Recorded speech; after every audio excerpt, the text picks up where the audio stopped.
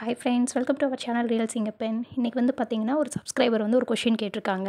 Pregnancy ஆகி நம்ம ஸ்டார்டிங்லேருந்தே ரத்தம் ரொம்ப கம்மியாக இருக்குது, அதை நம்ம இயர்லியராகவே ஸ்டார்ட் பண்ணணும், எந்த மாதிரியான ஃபுட்டு சாப்பிட்ணும், கூகுளில் போட்டோம்னா இந்த மாதிரி வருது அப்படின்னு சொல்லி நமக்கு ஸ்க்ரீன்ஷாட்டோடு அனுப்பியிருக்காங்க. என்ன அப்படின்றதையும் நம்ம மேலே போய் பார்த்துடலாம். கர்ப்ப காலத்தில் உங்களுக்கு ஒரு நாளைக்கு 27 மில்லிகிராம் இரும்புச்சத்து தேவை. ஓகேங்களா? நீங்கள் வந்து கூகுளில் போய் டைப் பண்ணீங்க அப்படின்னா, ரத்தத்தை அதிகரிப்பது எப்படி அப்படி நீங்கள் போட்டிங்கன்னா இந்த மாதிரி தான் சொல்லும். இது வந்து உண்மை தான். 27 மில்லிகிராம் இரும்புச்சத்து வந்து ஒரு நாளைக்கு கம்பல்சரி நம்ம எடுத்து தான் ஆகணும். ஸோ நெக்ஸ்ட் வந்து பார்த்திங்கன்னா, நல்ல ஊட்டச்சத்து கர்ப்ப காலத்தில் இரும்புச்சத்து குறைபாடு ரத்த சோகையும் தடுக்கலாம். சரிங்களா? இரும்புச்சத்துக்களான உணவுகள் எது எதுன்னா, மெலிந்த சிவப்பு இறைச்சி, இது வந்து பார்த்திங்கன்னா நம்ம இந்த ஆட்டில் இருக்கிற இது சுவரொட்டி சொல்லுவாங்கள்ல அது, அப்புறம் கோழி, மீன், இது எல்லாத்துலேயுமே இருக்கும். நெக்ஸ்ட்டு வந்து பார்த்திங்கன்னா, காலையில் சாப்பிட்றதுக்கு என்ன சொல்கிறாங்கன்னா, பச்சை இலை காய்கறிகளை சொல்கிறாங்க. அதை நம்ம சூப் மாதிரி வச்சு குடிக்கலாம், என்ன மாதிரி வேணாலும் சாப்பிட்டுக்கலாம்.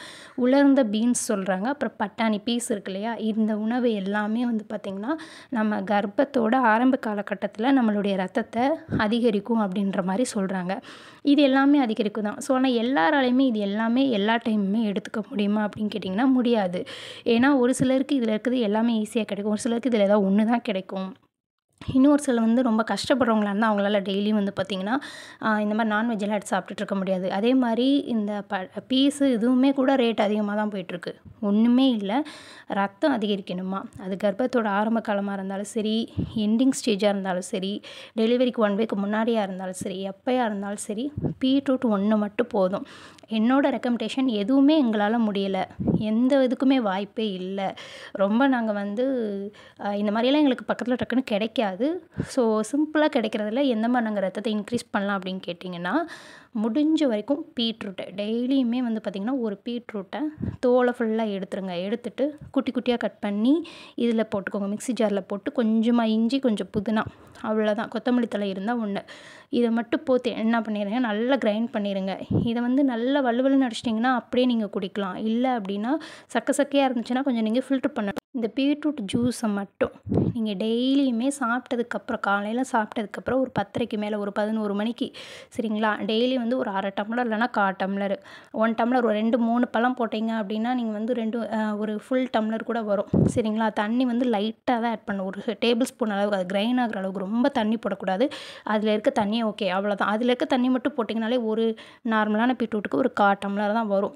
ஸோ இதை மட்டும் குடித்தாலே போதும். பிளட் லெவல் வந்து பார்த்திங்கன்னா, நீங்கள் வீக்லி போய் கூட வெளியே கூட டெஸ்ட் பண்ணி பாருங்கள், அந்த லெவலுக்கு உங்களுக்கு சூப்பராக இன்க்ரீஸ் ஆகும். ஸோ இதில் எதுவுமே எங்களுக்கு கிடைக்கல, கொஞ்சம் ஈஸியாக நாங்கள் வந்து வீட்டிலே பண்ணணும் அப்படின்னிங்கன்னா நீங்கள் பீட்ரூட் மட்டும் எடுத்துக்கிட்டாலே போதும். ஸோ கூகுளில் இதெல்லாம் போடுறாங்க, இது எல்லாமே நீங்கள் சாப்பிட்டாலுமே தாராளமாக உங்களுக்கு வந்து பார்த்திங்கன்னா அதாவது ரத்தம் வந்து இன்க்ரீஸ் ஆக தான் செய்யும். ஸோ நம்மளால் இதெல்லாம் முடியாது அப்படின்ற பட்சத்தில் பீட்ரூட்டே நமக்கு போதுமானது தான்.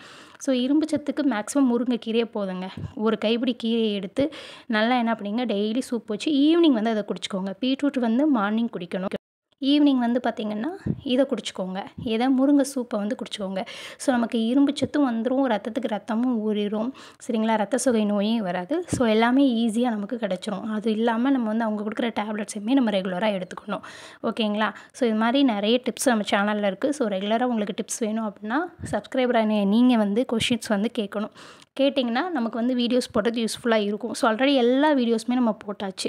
ஜெண்டர் பொசிஷன்லேருந்து ப்ரெக்னென்சி டிப்ஸ்லேருந்து இந்த மாதிரி குட்டி குட்டி டிப்ஸ் வந்து எல்லாமே நம்ம போட்டாச்சு. இது கொஞ்சம் டிஃப்ரெண்ட்டாக அனுப்பியிருந்தாங்க ஸ்க்ரீன்ஷாட்டோட. இதை எடுத்துக்கலாமா, இல்லை உங்களுடைய சஜஷன் என்ன அப்படின்ற மாதிரி கேட்டிருந்தாங்க. ஸோ எல்லாமே ஓன் எக்ஸ்பீரியன்ஸ் தான், நம்ம ஒன்றும் மெடிக்கல் அட்வைசர்லாம் கிடையாது. இது நம்ம நார்மலாக வந்து நம்ம சாப்பிட்டுக்கலாம். ஏன்னா வந்து இந்த மாதிரி பீட்ரூட்டோ இல்லை முருங்கை சூப்போ இதெல்லாம் வந்து டாக்டர் வந்து குடிக்க வேணாம் அப்படின்ற மாதிரிலாம் சொல்ல மாட்டாங்க. ஸோ இது வந்து வீட்டில் இருக்க பெரியவங்களே கொடுப்பாங்க, உங்களுக்குமே வந்து இது வந்து ஈஸியாக வந்து கிடைக்கக்கூடியது தான். சரிங்களா? இதெல்லாம் நம்ம டாக்டர் கன்சல்டேஷன் பண்ணி தான் சாப்பிட்ணும் அப்படின்றலாம் கிடையாது. ஸோ இந்த அட்வைஸை நீங்கள் எடுத்துக்கலாம் தாராளமாக. ஓகேங்களா? ஸோ அவ்வளோதான் ஃப்ரெண்ட்ஸ். இது போல் நிறைய டிப்ஸ் வேணும் அப்படின்னா மறக்காமல் சேனலை சப்ஸ்கிரைப் பண்ணிக்கோங்க. பாய்.